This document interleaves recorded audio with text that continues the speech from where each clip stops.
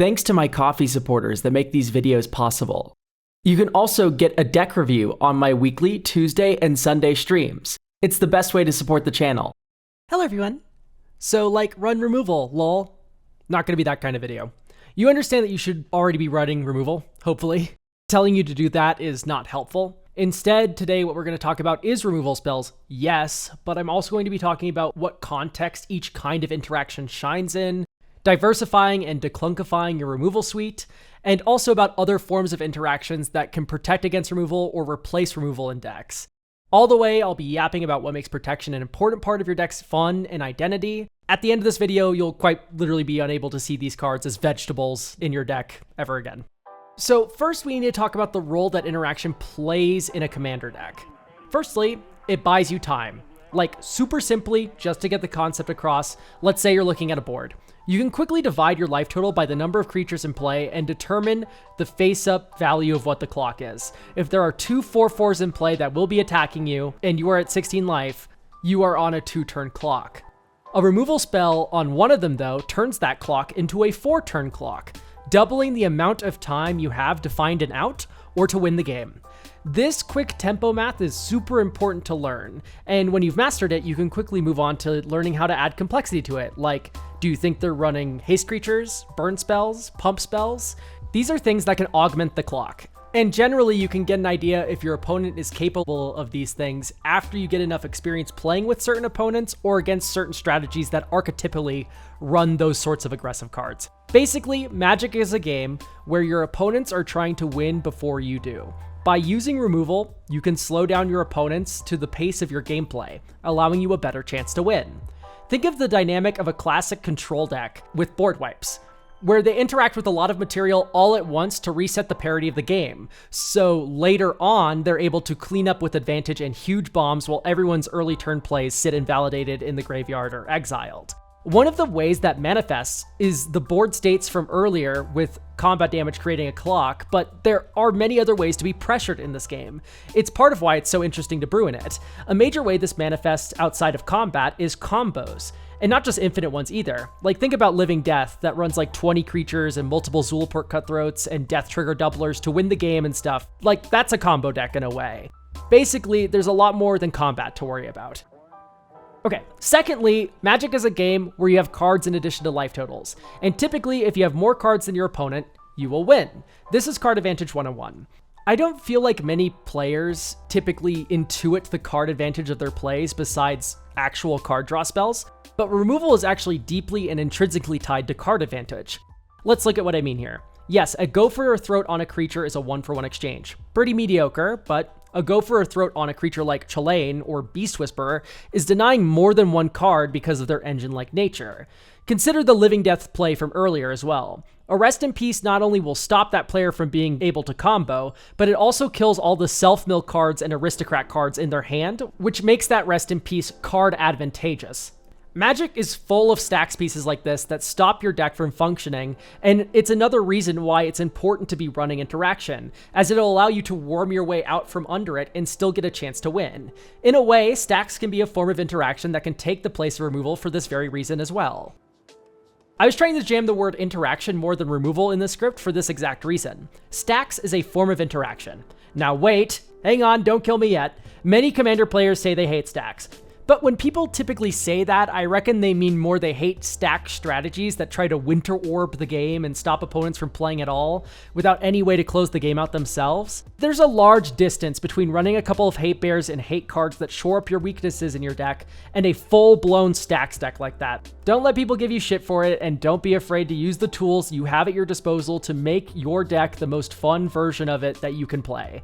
I feel like the hatred and avoidance of stacks is part of why people hate combo decks too, as well. Because interacting with non-board based decks is great and easy for counterspell players because counters double as removal for those hard to interact combo lines as well as those more fair creature based plans, but hate pieces allow decks that can't play at instant speed to get some equity in the interaction market versus decks that demand answering at instant speed. Okay, great. Getting off my stacks soapbox now, let's recap. Interaction allows you to slow down the pace of the game to the speed your deck wants to play at and prevents opponents from crushing you with card advantage. Those two reasons are very important to keep in mind as you decide what interaction you want to run for your deck, because every list has different needs, weaknesses, and curve considerations. There are no one-size-fits-all removal spells. Swords and Generous Gift don't belong in every white deck. Feast Within doesn't belong in every green deck. There's actually a ton of nuance that goes into picking a piece of interaction for a deck. Let's start by talking about mana curve. There are a lot of decks in this game that don't have a high mana curve. Think about Edgar Markov vampires, where you don't run vampires past the 3 mana value mark because you want to spam little idiots to maximize the amount of tokens you make with his Eminence ability. This is a kind of deck where you can really get clunky and expensive with your interaction. When you jam a 1 mana little vampire on turn 4 or 5, you can still probably hold up 3 mana for a Chaos Warp. Or later in the game, you can jam Captivating Vampire and still hold up your Anguish Unmaking or what have you. That's like turn 6. What I mean to say is, think about how often you hold open mana while curving out your aggressive or setup plays. If the answer is your curve is constantly leaving you with 2 mana or 1 mana open, then Generous Gift is low-key kind of worthless, since you can't weave it alongside the plays your deck prefers to make, and if you ever do opt into casting that flexible, expensive removal spell, your deck can't support that and also being able to develop. And removal without developing is just delaying the inevitable. The inverse is also true for Swords to Plowshares, right? Think about a deck that has a lot of open mana. Let's use an extreme example like Chromium the Mutable, where the appeal of the commander is that it's hard to target, evasive, instant speed, and hits that perfect 3-hit kill 7-power benchmark so it can close out the game by itself. Here, Swords is fine, sure, but it's probably better to opt for removal that is more expensive, but that has more flexibility or offers some value on top of the removal part of the card, since you know you're going to have all of your mana available on opposing turns. Curve isn't the only thing to consider, however. You should also think about how interaction is shoring up weaknesses in your deck's game plan or complementing the engine's value and synergy of your deck. So yes, you should probably have some curve-appropriate removal spells that can answer each of the game's main card types, with the big 3 being creatures, artifacts, and enchantments. But there's some room for some specialty options, even with the more generic point-and-kill removal spells. For some examples using cards that rhyme with a deck synergy, a deck that recurs permanents from the graveyard repeatedly with advantage engines like Genesis, Chthonian Nightmare, or Tortured Existence would probably do well with Shriekmaw or Accursed Marauder over the instant speed options of the world. They both have their limitations, but those are kind of mitigated by the value you get from turning them into removal engines and not just one-off kill spells. In black token decks, Pile On or Lethal Scheme both make for killer inclusions over more generic point-and-kill options by letting you turn your tokens into mana for these instant speed kill spells, and they still work as hard castables without a board. Something like Attrition 2 also makes for a gnarly card in these decks, even if its fail case is worse than those other two. A high curve green deck can run Colony Ambush, Bushwhack, and Bridgework Battle as a way to ensure that they hit their land drops every turn, but also will probably end up using big creatures as removal. They'll likely have a Bane of Progress kicking around the top end, or Kogla as removal spells that still develop the board and get pumped by Xenagos to get flinged or whatever. A deck with the 1-drop weenie tutors like Starfield Shepherd or Ranger of Eos will probably enjoy the presence of a Haywire Mite. Okay, we got it. There you go. Curious Farm Animals, Giant Killer, and a deck without a lot of early game plays like that can lean into board wipes to invalidate earlier game plays. Hey, look at that. It's my video for those to click right here. Go watch it if that sounds your speed. And if you have a deck with a removal engine in the command zone, like my Judith deck, which frequently is able to give that Pinger Death Touch, you may be able to cut back on the amount of removal that you have for creatures in your deck. Basically, with how much removal is in the game and all the forms it takes, you're going to find some option for your deck that feels tailor-made with enough searching. May I recommend my Scryfall video as a guide to help you find more. O-Tag Hate and O-Tag Removal are going to be your best friends in that department. There is, of course, a matter of choosing interaction that shores up weaknesses too. Oh my, how many Graveyard Hate cards are artifacts? I wonder if your Jund or Golgari Graveyard deck should be rocking a Collector Oof to sort of preempt those plays and prevent them from working?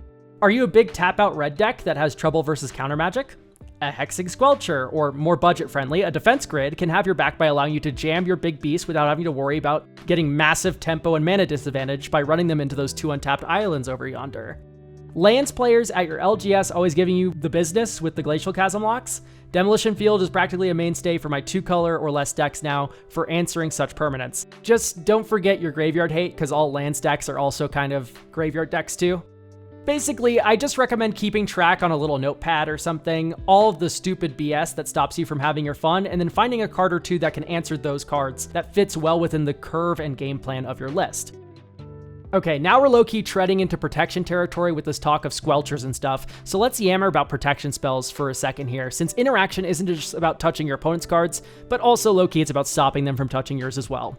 Firstly, not every deck needs protection spells. For example, Oops All Ramp and Bombs, where you have like over 20 big mana bombs and a ton of ramp spells to get them out quickly. This isn't a kind of deck that needs a heroic intervention.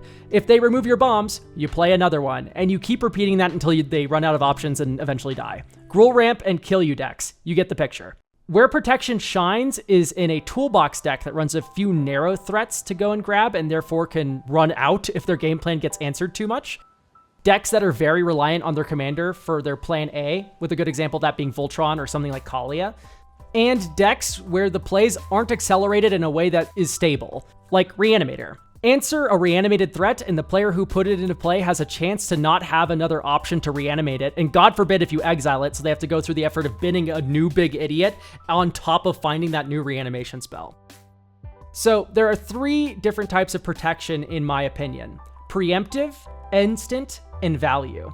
Preemptive protection is like a Lightning Greaves, Selfless Spirit, Guardian Augmenteer. These come down early and protect future plays. Mother of Runes on turn 1 is an iconic Magic play for a reason. Shutting down removal that hard is a great option, and it's practically the only option for tap out, curve out decks. Think about a deck that needs to constantly be spending its mana to keep the pressure up or to develop. That's where these permanents come down early and protect future plays come into their own in a major way. Next up is instant protection. These are your Tameo Safekeepings, Parting Gusts, Malakir Rebirths. In decks where holding up mana is an option, these are pretty great choices. You'll know if your deck is this kind of list because you will have opted for cheaper interactive spells of mana value 2 or less for your deck. I also technically bucket cheap reanimation in with these protection spells like Animate Dead or Reanimate, since they are as cost efficient even if they only work retroactively. The benefits of these options is that they're mostly coming with added utility like flickering the creature you're targeting, that they're also serving double duty as removal, or that they're a land drop on top of being protection, etc. Lastly is value protection. This is like 6, Chthonian Nightmare in cheap creature heavy decks, or a card like Karmic Guide or Sun Titan in a Flicker deck.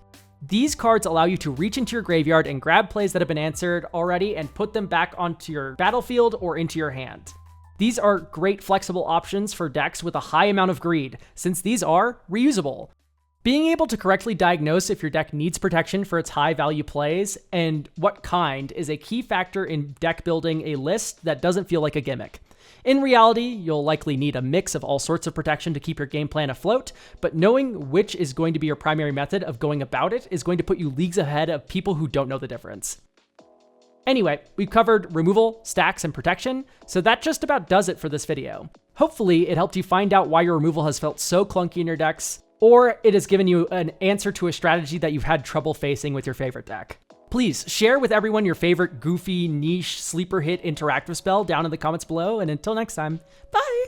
Okay, a little post-video info dumping. I thought it'd be valuable to give you some of my go-tos for decks with low colors that struggle with interacting with unfair decks or at instant speed in general. The first is Disruptor Flute. For 2 mana, you can add a 3 mana tax to any spell and prevent any abilities of that card from being activated if it's a permanent.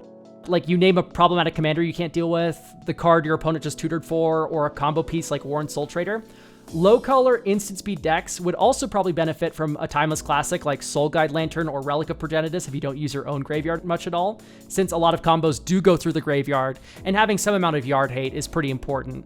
And at least these cantrip. Dampening Sphere, I always call it Dampening Sphere. It's not Dampening Sphere though, it's Damping Sphere. It's a sphere that makes things damp. It doesn't dampen things, which you would think it, based on what it does, it would probably dampen things too. But no, it's a damping sphere. It makes everything wet. Okay, anyway, sorry. Damping Sphere, which simultaneously answers decks that need to cast multiple spells in a turn, or a Gaia's Cradle, or like, other lands that tap for multiple mana like Ancient Tomb. Soulless Jailer is a great card to deal with Cascade, Reanimator, and frankly a lot else, like this card's always kind of live.